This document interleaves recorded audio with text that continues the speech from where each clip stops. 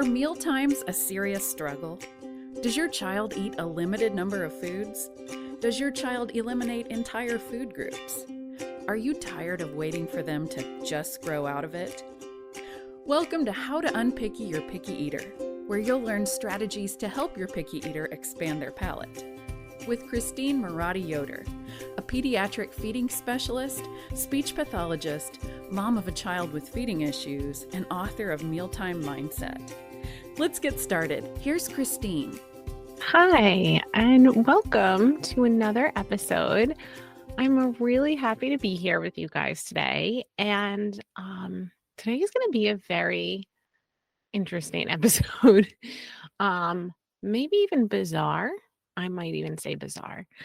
I think it will be bizarre for many, not all, but I think many people will think that this is very strange. And I think it's a little weird too. So, without any further ado, I had decided, so I sort of like kind of sketch out like ideas for podcast episodes in advance, right? So I sort of like jot down ideas and things I might want to say, like sort of like talking points and or like episode like title or like what the subject is, I suppose, of what we're going to be chatting about. And so today's was called Changing Your Child's Relationship with Food. Right. So what I had planned to talk about today, right? So it's different from what we're actually going to talk about. So what I had planned to talk about was this Venn diagram that I had made a while back, actually, which, it's on Instagram. I think it's on our website. I had created this and just to sort of illustrate how all of the components of feeding sort of overlap. So there's the motor piece, the sensory piece, the gut, the environment, and how muscle control and distractions and nutrition and positioning and how that like all sort of plays together. And my goal was, I guess, I was going to write. So like my note that I wrote, the first thing I wrote was talk about the Venn diagram I created. So I was going to sort of go through and explain, kind of how, if you want to change your child's relationship with food, you would want to work on these components, right? But that's actually not what we're going to talk about today. So what happened instead is I have been channeling, which is like a medium, if you don't really know what that means. So it's like, I don't know if you've ever seen like Long Island Medium or Tyler Henry, how they like sort of communicate with people who have passed on and get messages like from the other side to give to other people. So it's sort of like that, except I'm not going to explain to you anything about a past relative. It's sort of like a different message that comes through. So for me, this is new in the fact that new that I do it, I suppose. It's only like about a year or so that I've been doing this, but I've only done it for myself really up until very, very recently. And it's something that I guess I've always had like a lot of interest in, right? This channeling, but this message is sort of, I guess, for parents on this topic, but it's not from me, if that makes sense. So it's a channeled message for parents, sort of explaining how we can fix our children's relationship with food. And I have to say, because every time I do, it's called autonomic writing. So that's when I just sort of like write, and it's not really me writing, like it's not me writing like my own thoughts down. It's like a message that sort of comes through via writing. Right. So there's like lots of different ways. Like some people are clairvoyant, which means like you can see things, or clairsentient, which means you can feel emotions, or, there's different types of clairs, right? So And autonomic writing is like almost like a different um, vessel that information can travel through, essentially. So, so basically, this message, I'm not sure, not always clear who the spirit or entity is that's delivering the message, but it is always a very positive, uplifting, happy message. It's always a good thing. And I'll even show, if you're watching this on YouTube, you can see, but I this is like sort of like my handwriting here, and then you can see how it gets like all slanty, scripty. That part's not me. In fact, I have a little bit of a hard time reading it. So what I do is I go back as soon as I'm done and I go through and I try to like clarify, like I, make like the O's look like O's so that when I'm reading it to you now, I'll be able to read the words clearly and accurately, hopefully. But I thought that the message was absolutely beautiful. And I wish I could say I came up with it myself, but I really didn't. And like I said, I had a totally different thing planned to talk about in relationship to your child's relationship with food, but I like what Spirit said better, honestly. I think it's, well, you judge for yourself, right? So all I'm going to do is read what they said, and maybe I'll sort of like discuss afterwards my own thoughts on it, but I really loved their message personally. So I hope that you do too, and hopefully it resonates with you. And if it doesn't resonate with you, then the message wasn't meant for you, right? But if it is something that resonates with you, know that you heard it for a reason, and that was probably meant for you in some way, right? Um, so here we go. um, so I'm just going to read verbatim what was written, just so you all know. Okay. If you want to change your child's relationship with food, you must first ask yourself why you feel it was broken in the first place. Where did this originate? Go back through their past and your past. See what comes up. In a way, food is not just their struggle, it's yours too. When did it stop becoming fun for you? Did you lose traditions, like family meals, because life got too busy?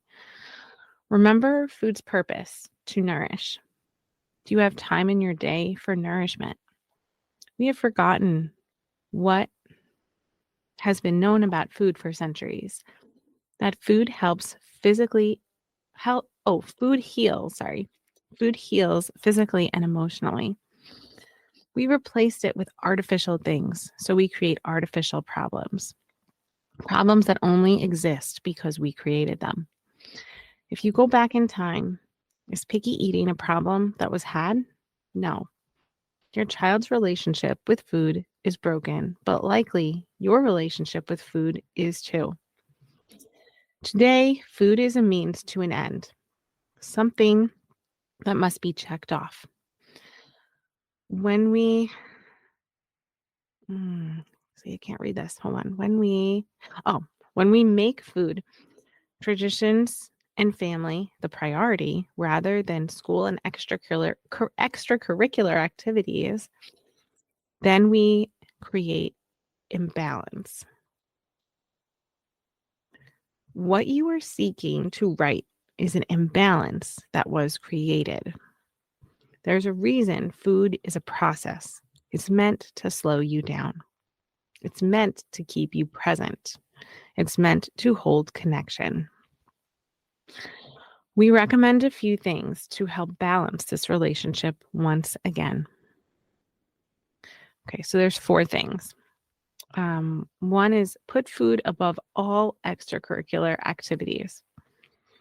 2, make family connection the center of your day. 3, have your kids help select food from the store. Clean, chop, peel the food. 4, talk about family traditions. Bring laughter and joy to mealtimes again. Okay. And that's it. That's all I have there. So I have some thoughts on it, after I got that message and I went back and I reread it. Um, you know, I I do agree that there is definitely like an imbalance, and there is for sure um this component of food that is, it really does almost seem like we have to check it off, like, all right, well, we got to have breakfast, all right, well, we got to have dinner. And there isn't that slowing down process of making food, eating food together, that is getting lost. And it wasn't in years past, but it is today. And, just as an example, and honestly, one of the reasons that I left my full-time job was I kept hearing this narrative over and over again. And this just like as a connection that I just made, that's like, oh, maybe, maybe that's why they steered me away from that job, right? I thought I had like my dream job working in a school.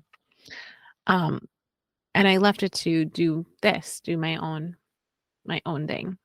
Um, and one of the things that really stuck out to me so much was the other moms that I worked with, right? All of the teachers, everyone was like a mom, pretty much. I don't think, yeah, pretty much everyone was mom or was getting married and then became a mom. It was, kid centered for sure.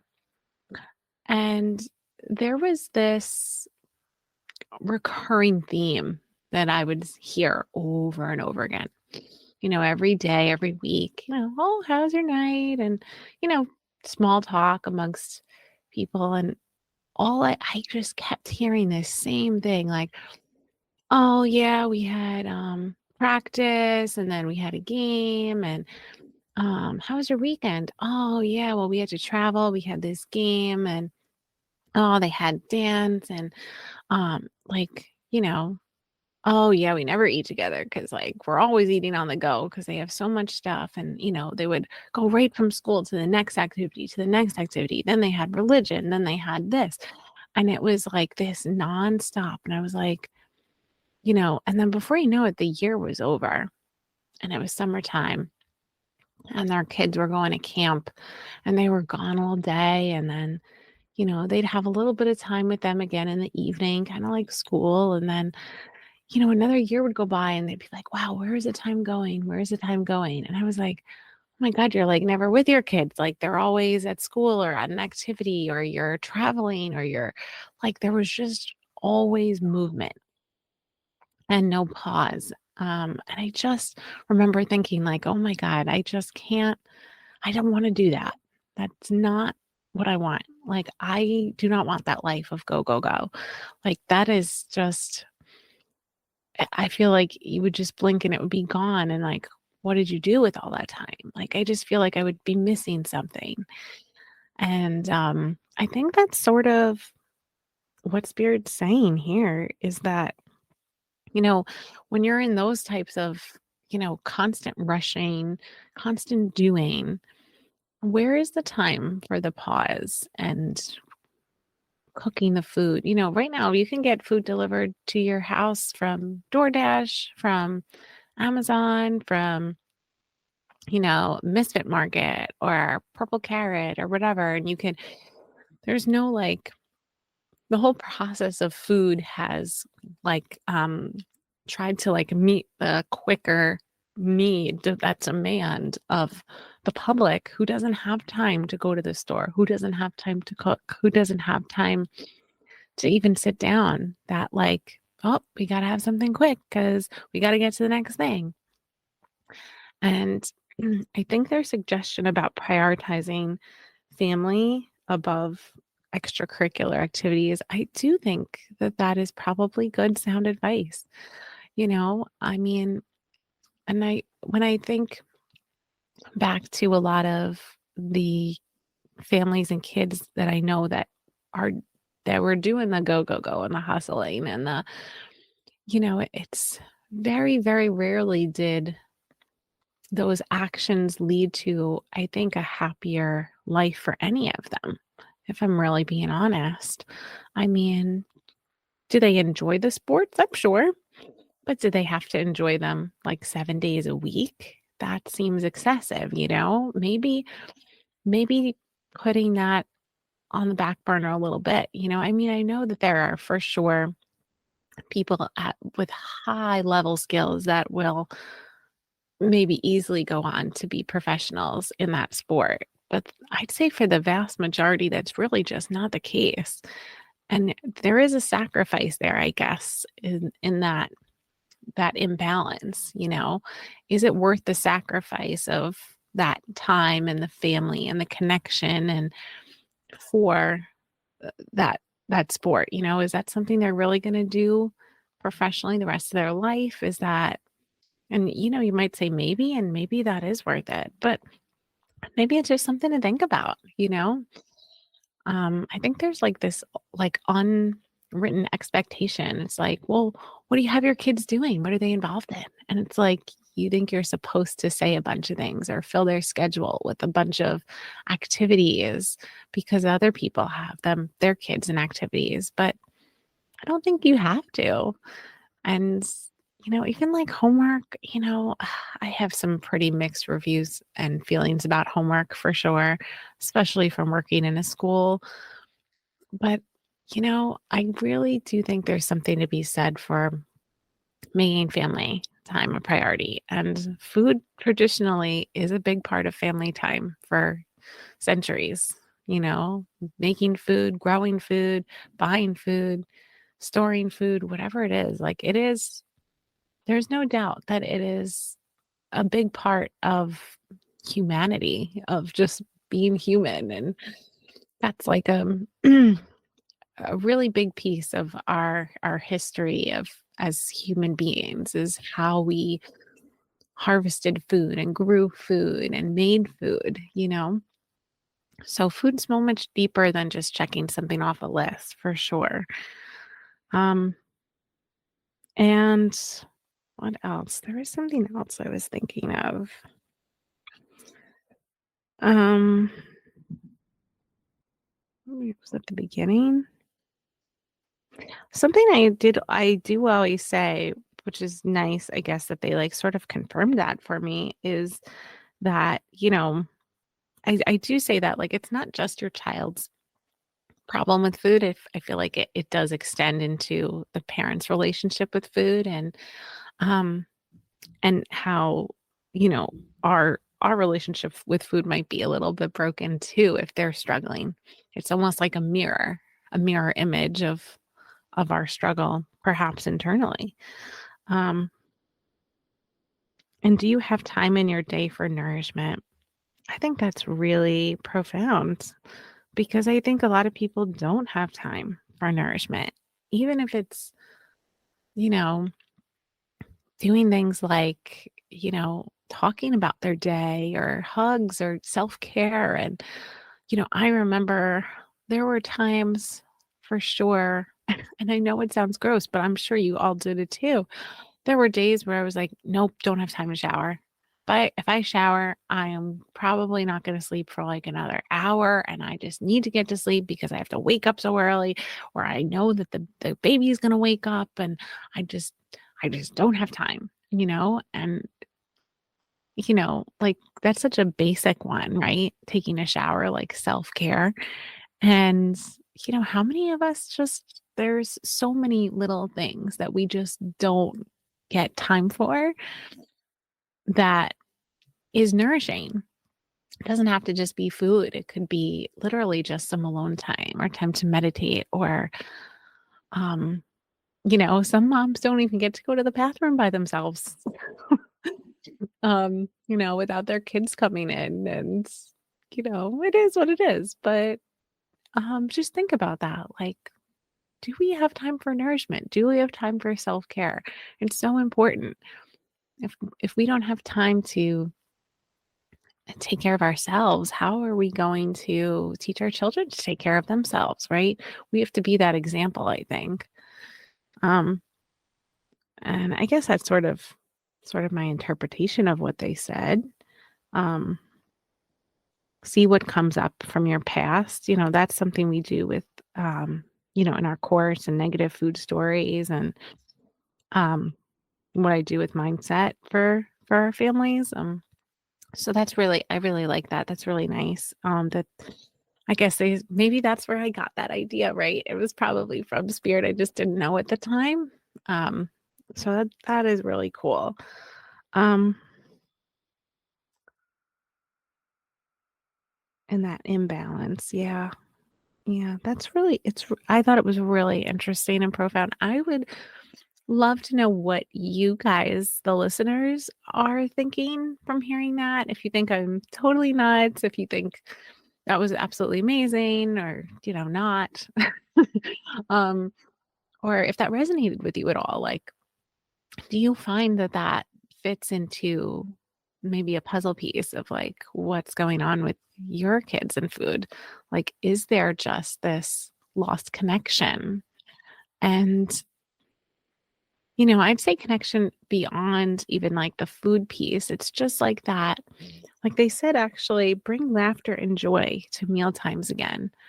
It's like maybe even just think back. Like, when's the last time that you remember laughing and smiling at the table with your family?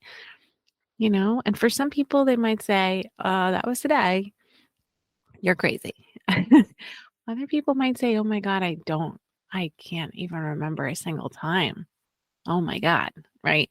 So I don't know where you fall on that. I don't know who needed to hear the message. I just know that I was delivering it. And yeah, that's really only my only job is to deliver the message. And so sort of up to you to do what you'd like with that. Um so yeah, so that's today's episode. Um, if you need, you can find me on all the different social media platforms at Foodology Feeding, and all of our links are down below. And I hope that this was really interesting for me, and it was um it was hard for me to do this, to like basically say that I can channel and open myself up to whatever comes after that. Like, I don't know what comes after that, but it is sort of hard to to do that, to make that first step and like even tell people that you do something that might be considered weird or strange. So, I thank you in advance for being kind and yeah, thank you for listening, and hopefully this was helpful to you in some way. And we'll see you again next week. Thank you for listening to How to Unpicky Your Picky Eater. To learn more about achieving your child's feeding goals, check out Christine's website at foodologyfeeding.com. And be sure to tune in next time to How to Unpicky Your Picky Eater.